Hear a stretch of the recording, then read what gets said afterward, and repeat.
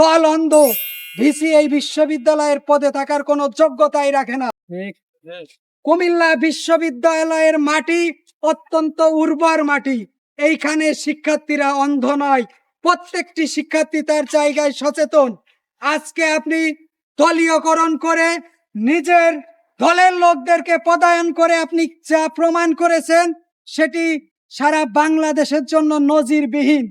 তাই বলে দিতে চাই, সময় থাকতে বিদায় নিন, না হলে এর পরিণতি এই সাধারণ শিক্ষার্থীরা আপনাকে হাড়ে হাড়ে বুঝিয়ে দিবে।